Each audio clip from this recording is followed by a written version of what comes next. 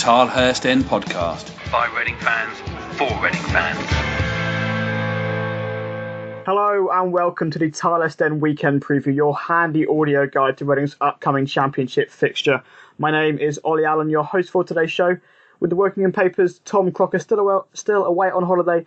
Just like last week, I'm joined by Tilehurst End editor Simeon Pickup. How's it going, Sim? I'm very well. A bit downbeat after a slightly dull transfer deadline day, but I think I'll get past it. Yeah, there was a bit of hype, obviously going into today. We won't talk about it too much, but obviously with the Courtney House and Joe Foster potentially signing, and we've ended up with nobody. But of course, there is still the low window, isn't there? Yeah, there is. Reading got until the end of August to potentially bring in a few more players, and I expect we'll go in for one or two, but don't know how it's going to pan out just yet. But this is not the place for transfer talk. This is the Tilehurst End weekend preview, focusing just on Reading's upcoming game. So we'll dive straight into the Nottingham Forest game. Of course, Reading had their first away game of this season at City Ground on Saturday. So they go into that game, of course, on the back of the 2-1 defeat to Derby last Friday night. Tom Lawrence's last-minute goal, so I think it was the last touch of the game, really, that gave Derby all 3 points there. And, how much of an impact do you think that defeat will have on the squad ahead of Saturday, Sim? Obviously, because for me, it will sort of go one of two ways. They'll either take the positives of that first half, I thought they were certainly the better side up until the break, and sort of say they were level for most of that game with one of the promotion favourites. Or do you think that last gasp goal will sort of knock their confidence and they'll struggle to recover on Saturday? I think it's potentially a bit of both, really. I think Clement said something after the game about it being quite a harsh lesson for us. It's certainly something they got to learn from. I know it was a really good goal from Derby right at the end, a really good cross, really good header from Lawrence, but it's the kind of thing you've got to learn to guard against, just being that bit sharper in the tackle, bit sharper in watching the man coming into the box with the header.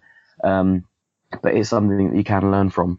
I'm not too downhearted about the result or the slightly disappointing performance in the second half, as long as we can learn from it, as you say, and really take the positives and try and stamp out those negatives going into a tough game at Nottingham Forest. Forest are the favourites for this one. They are 4-6 to get all 3 points. Reading are 9-2. And the draw is 13-5. Those are the most common prices from OddsCheck at the time of recording. Hashtag GambleAware. Sort of considering summer spending, we're certainly the underdogs for this game. And obviously we're the underdogs for this game after being underdogs for the Derby game as well. So that's perhaps a position we're sort of likely to find ourselves in throughout the season, isn't it? Yeah, exactly. Certainly on Saturday as well against Forest. They're going to want to really get their season going nice and quickly, really put on a show for their home fans. Yeah. I imagine they would have sold quite a lot of tickets, people wanting to come down and see all these new signings they've got in. Michael Heffley as well came in today. Yep. Really good signing, shows how ambitious they are and they really want to push for that top six. But if you look back at the game they had on the opening weekend, a bit of a disappointing first half at Bristol City, came back and got a 1-1 draw in the end, but it does show that you can get at them if you're on your game. So Reading will take heart from that, I think. Obviously, they drew 1-1 with West Brom on Tuesday night as well, which we'll talk about in just a second. But as we did discuss last week briefly, Forest are sort of one of the favourites to get promotion from the Championship this season. And if Reading were to lose on Saturday, it would be the first time that we'd have lost both of our opening two games of the season since 1998. So a good little stat there for you. But there's no huge need to worry, is there? If that were to happen, obviously, you want to get off to the best possible start to the season, but Forest are one of the favourites for promotion, and as were Derby last week. I think it's more about signs of progress that you're looking for in terms of how the team's developing, to be honest.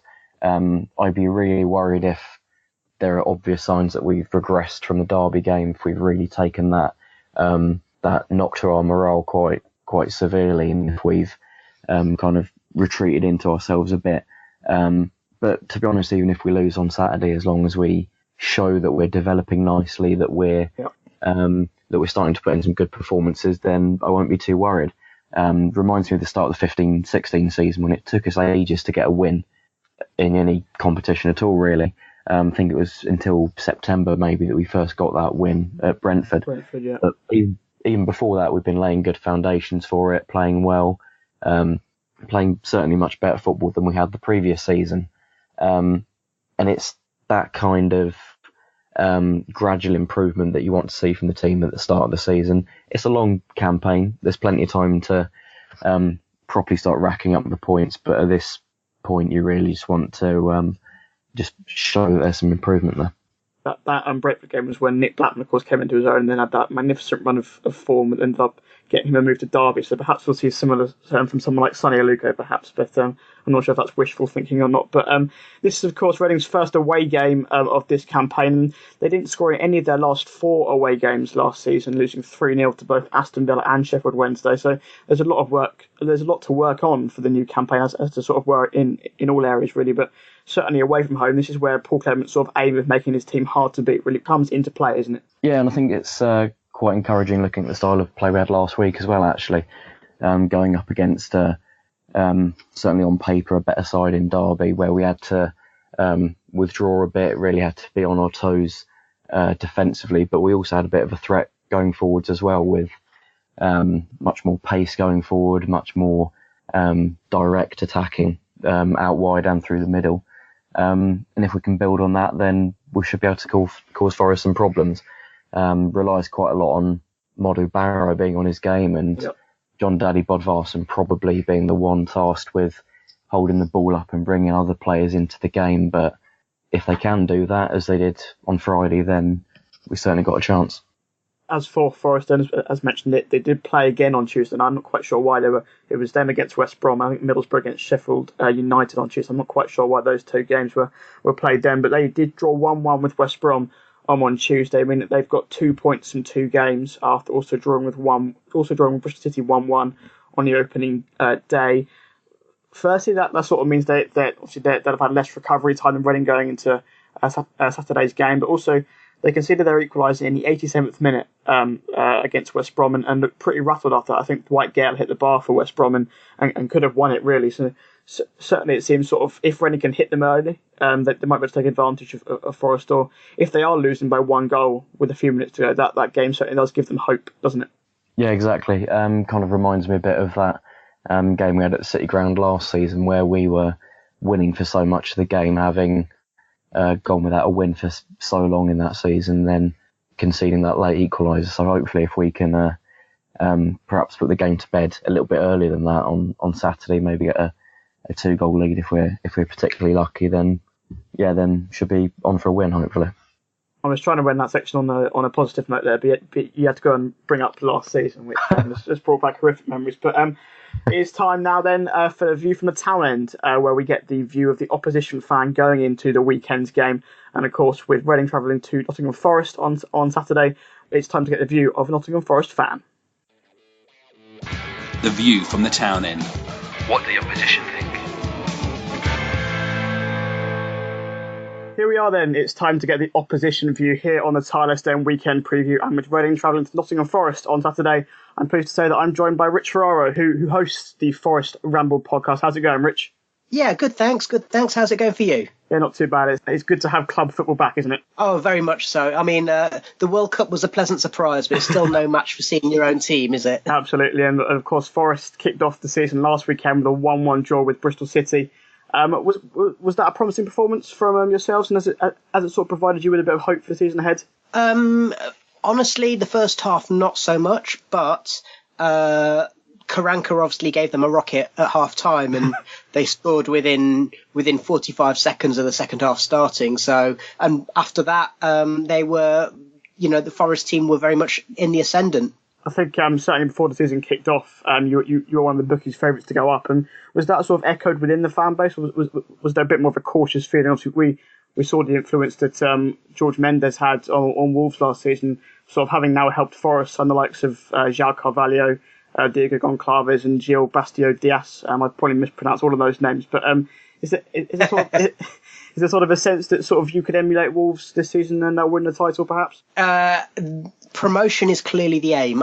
Yeah. I'm not sure if people are fussed about the title at this stage, but you can't spend the kind of money that our net spend is, I think, 21 million over the summer, because the players who've left have gone on frees. We've also got a few players who we couldn't get rid of. That's taken into account the fact that Gonçalves and Diaz are both on loan this season as well, and in a similar kind of arrangement that Wolves had when they signed Ruben Neves and when they signed Diogo Jota. Yeah. The expectation is clearly that Forest need to be going up, and there's a whole new mentality around the ground. Let's put it that way. Aitor Karanka is the man in charge, having replaced Mark Warburton back in January. Are you a fan of Karanka's? Is he the right man to take Forest forward? I think most fans were pretty happy when they found out that he was getting the job. I certainly was. With Warburton, I think obviously he had a reputation in terms of having a style of play, but the trouble is that his adherence, he was very rigid in terms of his tactics, and his adherence to those tactics often came at the expense of results. Now, Karanka came in, he signed lots of players in the January window, some of whom were on loan, some of whom were short-term contracts, some of whom very much are not at the City Ground anymore, that just didn't work out. But he signed those in the space of 24 hours because he realised that, the squad we've got is going to be in real trouble.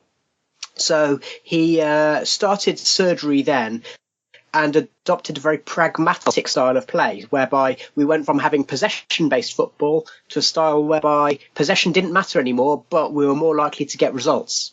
He's obviously taken Middlesbrough in the past. Do you think that sort of experience will certainly help, sort of perhaps if Forest to get to that sort of end to the season and sort of promotions on the cards? His sort of experience will be key in that situation. Oh yeah, I think not just the manager. I think the fact the manager's been through it himself is really important. But there's a very different style here. I mean, Middlesbrough, when they got promoted under Karanka, they kind of famously were one of those teams who did it by winning 1-0 every week, and there's a very different style going on. So we've had that pragmatic phase, but you don't sign players like Diaz, Carvalho, and Gonçalves if you're planning to play, really rigid, boring kind of sort of backs to the wall football. Those players are exciting, and Diaz in particular is going to give your left back one hell of a ride.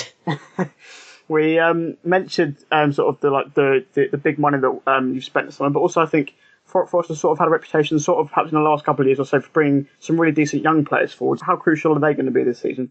For the season, it's going to be important. The main academy graduate who's a regular in the team is Ben Osborne, who under Karanka has converted from being a bit of a jack of all trades in midfield to more or less becoming the first choice left back. And last season, we weren't really convinced he could do it because he's only little, but he's really he's obviously worked on his game.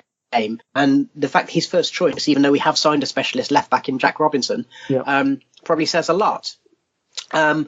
Ben Brereton might well be on the bench, and I think anyone who sort of watched the FA Cup coverage when Forest played Arsenal will realise what an exciting prospect he is. But as with all young strikers, he needs confidence, and so I think that he will be seen as a bit of an option off the bench. That's assuming he gets on the bench, because obviously we've now got Daryl Murphy and Lewis Graben competing for the centre-forward spot. So Brereton, I think, is going to be used a bit more sparingly, but he's definitely going to be in the squad. And then Joe Worrell is the other young man who he became a bit of a mainstay at centre-half last season in the first half of the season, and then struggled to get a kick of the ball in the second half of the season. And he's probably third choice centre half, maybe even fourth choice at the moment. That's just because that thing about championship know-how. We've got Michael Dawson and Danny Fox as our first choice centre halves at the moment, and those guys have got bags of experience. Yeah, I think certainly, obviously, especially in defence, you sort of need that experience in the championship. But as for Saturday's game, then, how much of a challenge do you sort of think Reading will present Forest with? What did you make of us last season? Have you paid much attention to our transfer business over the summer? Well, in terms of transfers, I guess the main thing you're all hoping for is whether Liam Moore stays or goes, aren't you? Sure, yeah. And of course, I know that you have, he didn't play at the weekend, did he? So nope. It gives the impression of preparing for life without him. Yeah. In terms of I think Forest fans' views of Reading is mainly been because obviously you've got Chris Gunter and Gareth McCleary playing for you. So indeed, which although both will be injured, unfortunately, on Saturday.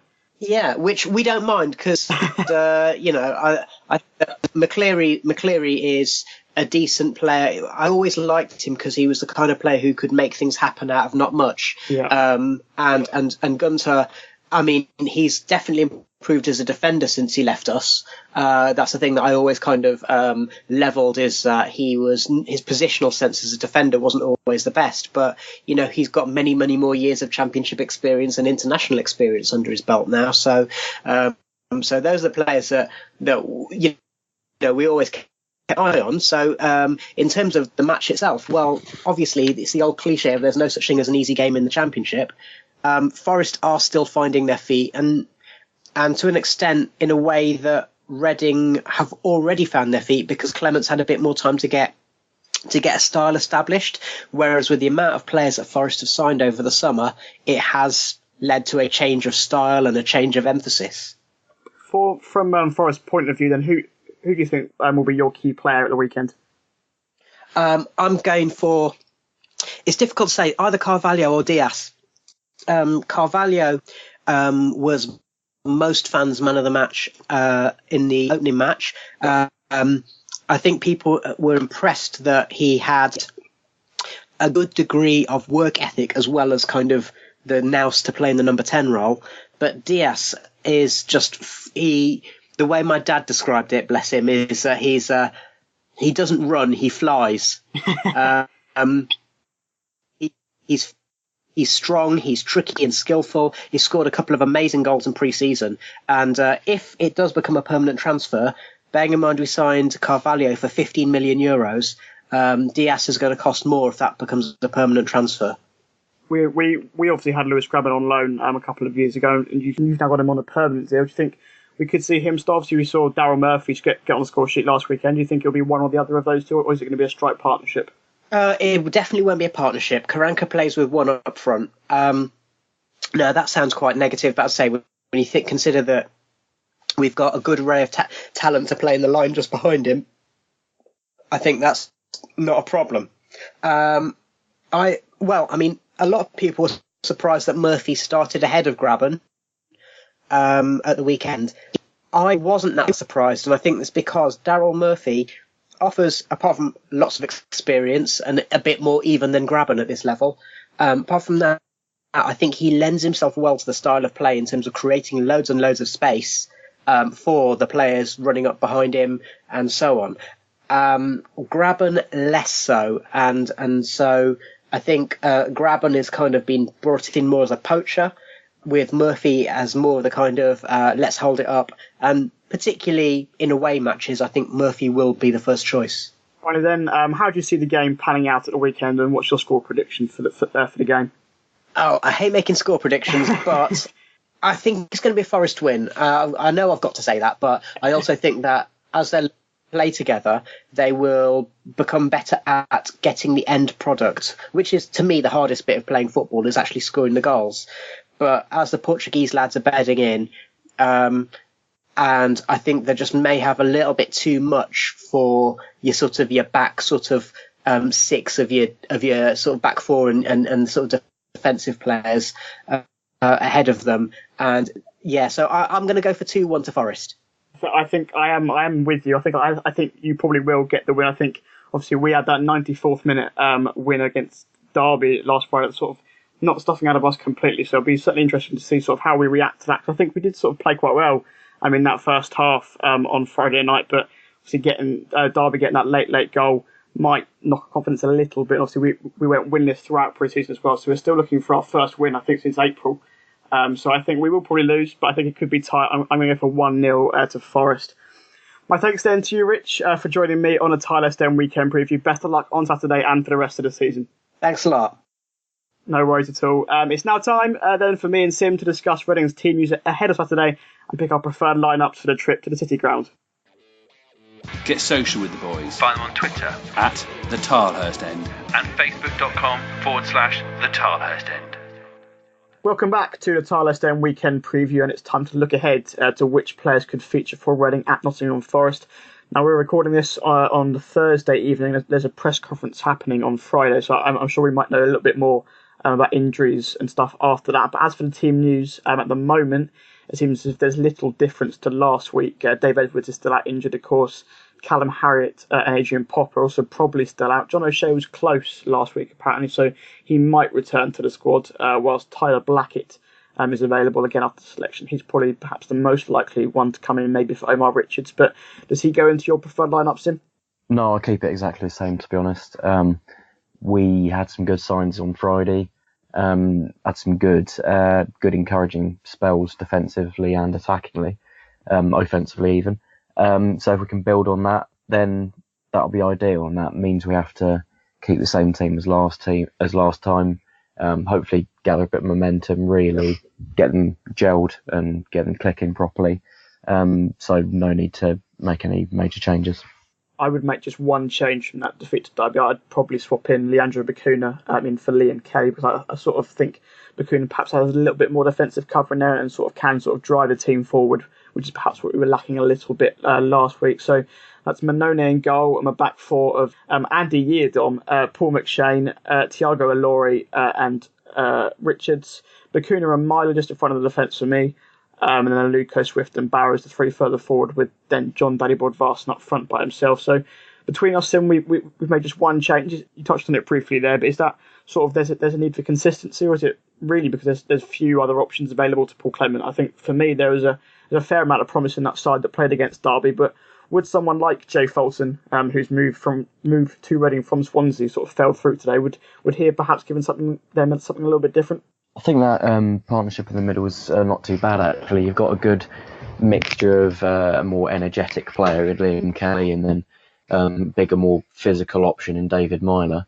I know it's not ideal. You probably want someone a bit tougher, a bit more physically strong than Liam Kelly, particularly when you're trying to play a more defensive, compact game. But that's something that he can develop, to be honest. He's still improving a lot. He's still got a lot of learning and tactical awareness to develop, and playing alongside Myler, I think he could be the right person to kind of get that out of Kelly.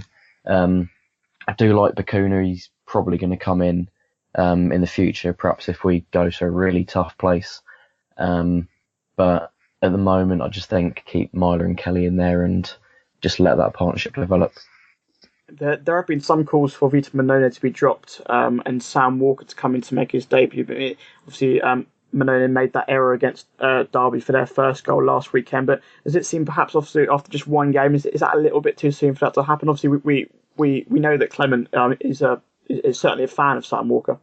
Yeah, I think it's too early at the moment. If he'd probably had a couple more mistakes in that game, then you can say that he's really low on confidence, but when it's just one mistake, it seems a bit harsh. Yeah. And particularly when you're looking at a position where you need someone to stay in regularly to really make that position their own and build relationships with other players in the team as well, of course, because you've got the links between the goalies and the centre halves to think of.